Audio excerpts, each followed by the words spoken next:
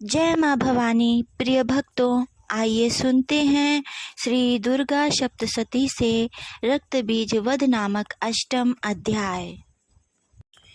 महर्षि मेधा ने कहा, चंड और मुंड नामक असुरों के मारे जाने से और बहुत सी सेना के नष्ट हो जाने से असुरों के राजा प्रतापी शुंभ ने क्रोध युक्त होकर अपनी संपूर्ण सेना को युद्ध के लिए तैयार होने की आज्ञा दी। उसने कहा, अब उदायुध नामक 86 असुर सेनापति अपनी सेनाओं के साथ युद्ध के लिए जाएं और कंबु नामक 84 सेनापति भी युद्ध के लिए जाएं और कोटि वीर नामक 50 सेनापति और धम्रकुल नाम के 100 सेनापति प्रस्थान करें। कालक, दौहर्द, मौर्य और कालकेय यह दैत्य भी मेरी आज्ञा से सजकर युद्ध के लिए कूच करें। भयानक शासन करने वाला असुरों का स्वामी शुंभ इस प्रकार आज्ञा देकर बहुत बड़ी सेना के साथ युद्ध के लिए चला। उसकी सेना को अपनी ओर आता देखकर चंडिका ने अपने धनुष की टंकार से पृथ्वी और आकाश के बीच का भाग गुंजायमान कर दिया।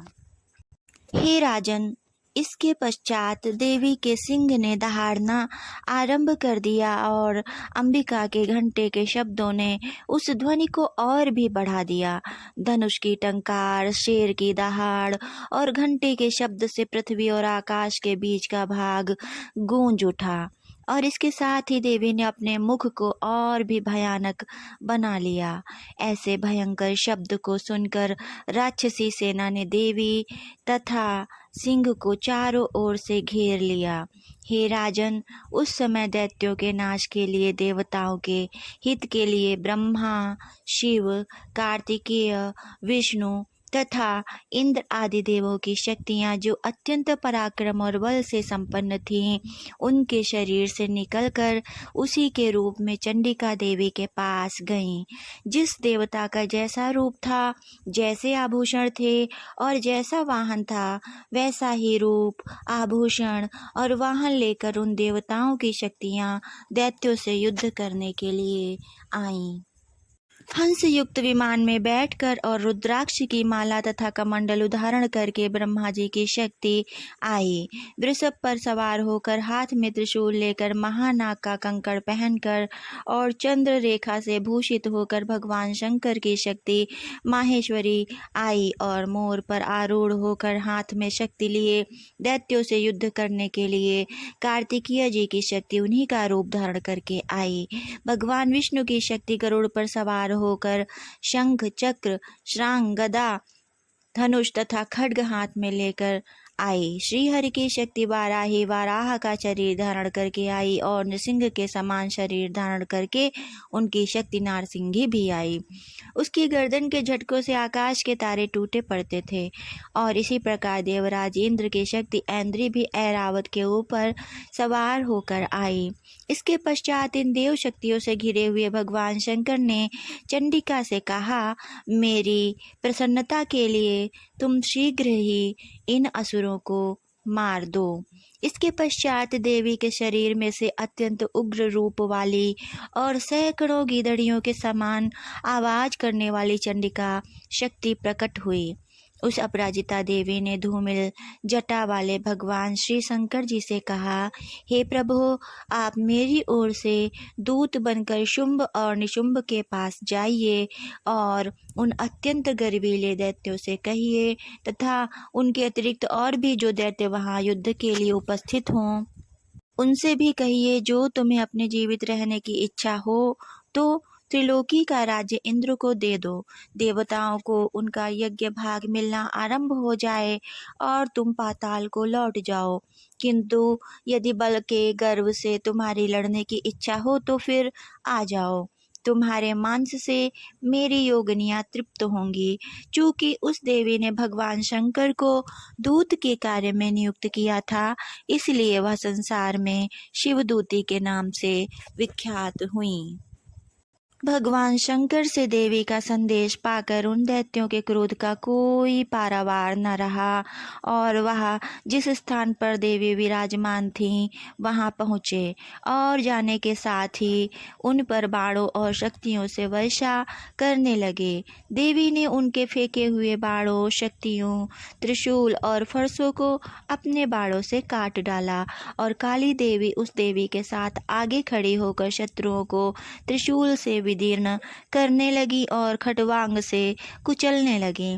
ब्रह्माणी जिस तरफ दौड़ती थी उसी तरफ अपने कमंडलू का जल छिड़क कर दैत्यों के वीर्य तथा बल को नष्ट कर देती थीं और इसी प्रकार माहेश्वरी त्रिशूल से, वैष्णवी चक्र से और अत्यंत कोप वाली कौमारी शक्ति द्वारा असुरों को मारा जा रहा था और ऐन्द्री के बाजू के प्रहार से सैकड़ों दैत्य रक्त की नदियां बहाते हुए पृथ्वी पर सो गए। वाराही ने कितने ही राक्षसों को अपनी थूथुन द्वारा मृत्यु के घाट उतार दिया। दाढ़ों के अग्रभाग से कितने ही राक्षसों की छाती को चीर डाला और चक्र की चोट से कितनों को ही विदीर्ण करके धरती पर डाल दिया।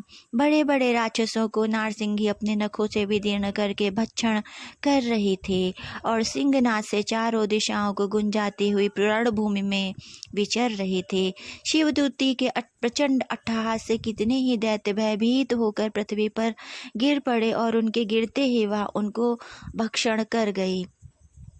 इस तरह क्रोध में भरे हुए मातृगणों द्वारा नाना प्रकार के उपायों से बड़े बड़े असुरों को मरते हुए देखकर राक्षसी सेना भाग खड़ी हुई और उनको इस प्रकार भागता देखकर रक्तबीज नामक महापराक्रमी राक्षस क्रोध में भरकर युद्ध के लिए आगे बढ़ा। उसके शरीर से रक्त की बूंदें पृथ्वी पर जैसे ही गिरती थीं, तुरंत वैसे ही शरीर वाला वैसा ही बलवान दैत्य पृथ्वी से उत्पन्न हो जाता था। रक्तबीज गदा हाथ में लेकर ऐन्द्री के साथ युद्ध करने लगा। जब ऐन्द्री शक्ति ने अपने वज्र से उसको मारा तो घायल होने के कारण उसके शरीर से बहुत सा रक्त बहने लगा और उसकी प्रत्येक बूंद से उसके समान ही बलवान तथा पराक्रमी अनेकों दैत्य भयंकर रूप से प्रकट हो गए। वह सब के सब दैत्य बीज के समान ही बलवान तेज वाले थे। वह भी भयंकर अस्त्र शस्त्र लेकर देवियों के साथ लड़ने लगे। जब ऐन्द्री के वज्र प्रहार से उसके मस्तक पर चोट लगी और रक्त बहने लगा तो उसमें से हजारों ही पुरुष उत्पन्न हो गए। वैष्णवी ने चक्र से और ऐन्द्री ने गदा से रक्त बीज को चोट पहुंचाई और वैष्णवी के चक्र से घायल होने पर उसके शरीर से जो रक्त बहा उससे हजारों महाअसुर उत्पन्न हुए जिनके द्वारा यह जगत व्याप्त हो गया। कौमारी ने शक्ति से, वाराही ने खड्ग से और माहेश्वरी ने त्रिशूल से उसको घायल किया। इस प्रकार क्रोध में भरकर उस महादैत्य ने सब मात्र शक्तियों पर पृथक पृथक गदा से प्रहार किया और माताओं ने शक्ति तथा शूल इत्यादि से उसको बार बार घायल किया। उससे सैकड़ों महादैत्य उत्पन्न हुए और इस प्रकार उस रक्त बीज के रुधिर से उत्पन्न हुए असुरों से संपूर्ण जगत व्याप्त हो गया, जिससे देवताओं को भय हुआ। देवताओं को भयभीत देखकर चंडिका ने काली से कहा, हे चामुंडे, अपने मुख को बड़ा करो और मेरे शस्त्रघात से उत्पन्न हुए रक्त बिंदुओं तथा रक्त बिंदुओं से उत्पन्न हुए महाअसुरों को तुम अपने इस मुख से भक्षण करती जाओ। इस प्रकार रक्त बिंदुओं से उत्पन्न महादैत्यों को भक्षण करती हुई तुम रणभूमि में विचरो। इस प्रकार रक्त क्षीण होने से यह दैत्य नष्ट हो जाएगा। तुम्हारे भक्षण करने के कारण अन्य दैत्य उत्पन्न नहीं हो पाएंगे। काली से इस प्रकार कहकर चंडिका देवी ने रक्त बीज पर अपने त्रिशूल से प्रहार किया और काली देवी ने अपने मुख में उसका रक्त ले लिया। जब उसने गदा से चंडिका पर प्रहार किया, प्रहार से चंडिका को तनिक भी कष्ट न हुआ, किंतु रक्त बीज के शरीर से बहुत सा रक्त बहने लगा। लेकिन उसके गिरने के साथ ही काली ने उसको अपने मुख में ले लिया। काली के मुख में उस रक्त से जो असुर उत्पन्न हुए उनको उन्होंने भक्षण कर लिया और रक्त को पीती हुई। तदंतर देवी ने रक्त बीज को, जिसका कि खून काली ने पिया था, चंडिका ने उस दैत्य को वज्र, बाण, खड्ग तथा रिष्ट इत्यादि से मार डाला। हे राजन, अनेक प्रकार के शस्त्रों से मारा हुआ और खून से वंचित हुआ वह महादैत्य रक्त बीज पृथ्वी पर गिर पड़ा। हे राजन, उसके गिरने से देवता अत्यंत प्रसन्न हुए और माताएं उन असुरों का रक्त पीने के पश्चात उन्मत्त होकर नृत्य करने लगीं। श्री मार्कंडेय पुराणे सावर्णिके मनवंतरे देवी महात्म्ये रक्त बीज वधो नाम अष्टमो अध्याय संपूर्णम। जय माता की प्रिय भक्तों, इस अध्याय को सुनकर यदि आपको आनंद की अनुभूति हुई हो तो कमेंट बॉक्स में जय माता जी अवश्य लिखें।